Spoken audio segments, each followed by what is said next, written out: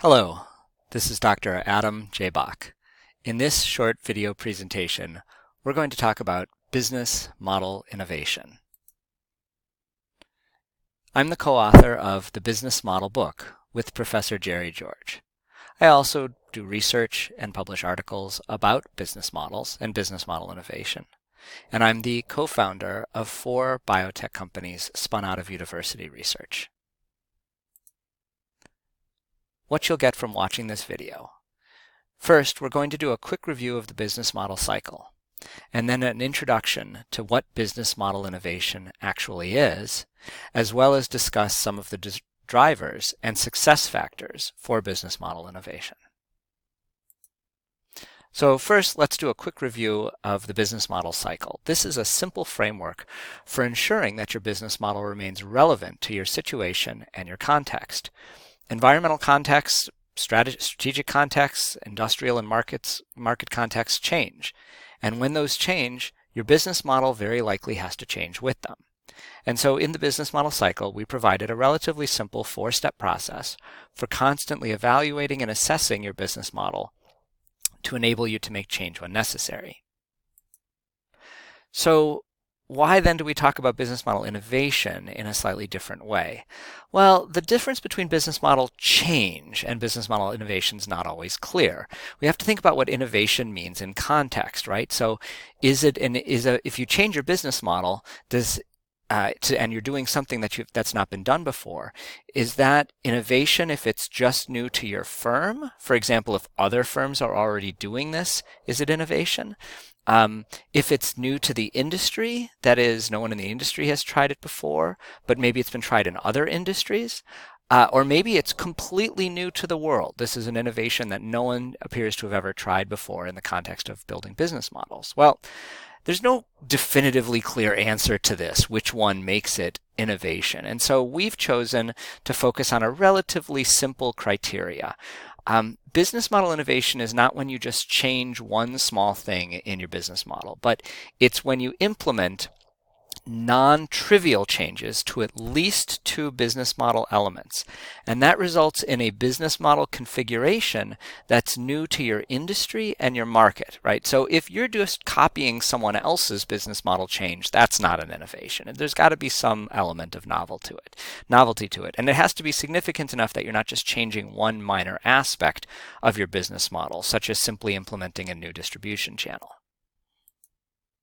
So it's important to recognize that there's a reason to look at business model innovation. There can be some fairly sizable rewards to successful business model innovation. Some research by Johnson, Christensen, and Kagerman have suggested that business model innovations have changed industries, redistributed billions of dollars of value, and that many of the top growth companies over the last quarter century have been successful because of business model innovation.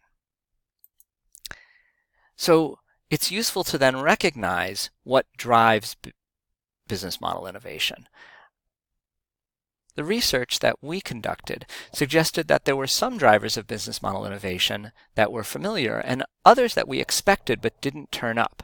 So for example, when we looked at hundreds of companies around the world and how they were doing business model innovation, we discovered that sector and industry and organizational size were not drivers. We couldn't identify specific sectors or types of companies that were more likely to try business model innovation.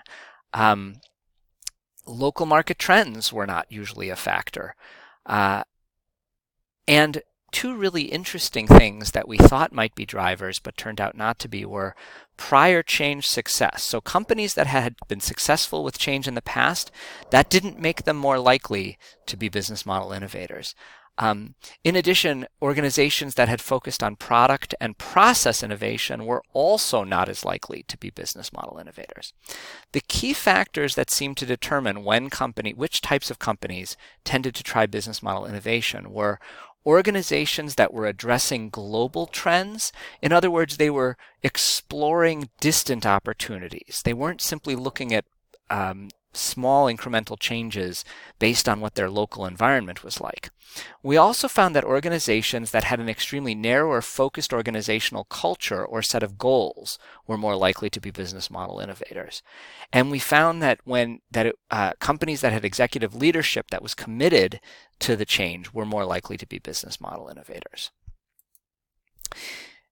Now, business model innovation appears to carry lots of rewards with it, but the problem is that it also carries a lot of risk and commitment. It's pretty much a leap of faith. It's based on limited, potentially unknowable information. You're trying to make guesses about how the organization might succeed in areas or in ways that it's never dealt with before. You're probably going to have to implement drastic changes in your organizational processes or the resources or systems that you rely on. And when you do that, you're basically making a major commitment, and those commitments are often very difficult to unwind, and they can be difficult to adjust based on how much change is involved. So our research suggested a model for Agile BMI, that is, understanding the key drivers you needed to leverage, and then what you could do in order to remain agile during the business model innovation process. Because business model innovation requires so much change and so much commitment, remaining agile is probably an important element in whether you're going to be able to adapt as circumstances change. So launching business model innovation requires looking at distant rather than not incremental opportunities. We strongly recommend that business model innovation be led directly by the CEO or by coordinated efforts at the executive level. It's important that the entire organization be on board and to see that there's leadership from the top. There needs to be a willingness for discontinuous change. That is, the organization needs to recognize that this is going to change fundamentally how it functions. And then remaining agile has 4 key elements, which are very important to remember. Number 1, there needs to be a creative climate, a culture of creativity at the organization. You want to, wherever possible, simplify structures because business model innovation tends to be complicated. Partnering for knowledge is important, and at the same time remaining self-reliant for the actual elements of innovation that are important. So let's talk briefly about each of those 4 things that are required to remain agile. Creative culture is the single most important determinant of whether you can remain agile during business model innovation. Change is tough. Significant change is significantly tougher. Business model innovation requires a commitment to entirely new resources, practices, competencies, and so on. And this issue, as pointed out by Professor Gary Hamel, is that in creating an innovative business model is often a matter of chance. So no matter what your plans might have been, as you begin the process of discovering and implementing a business model innovation, you might have to change that. And if your organization has a creative culture, you're much more likely that you're going to be able to remain agile enough in order to implement whatever new changes and adaptations are required. Simplifying structure is a really non-obvious aspect of business model innovation. It was one of the most interesting findings of our research. So on the one hand, our research showed that it was important to delegate non-essential functions. So as you're thinking about business model innovation and what the organization does, you're basically trying to find ways to free up managerial attention to focus on implementing the new business model elements. And so if you've got non-essential functions that can basically be delegated, potentially outsourced, but not necessarily, but delegated to other organizations, what it does is it allows your team to focus on the things that are actually going to make a difference. Now, this is in stark contrast, however, to reconfiguration. So in the 80s and 90s, there was a big push on business re-engineering, and you may remember some of the key aspects of that.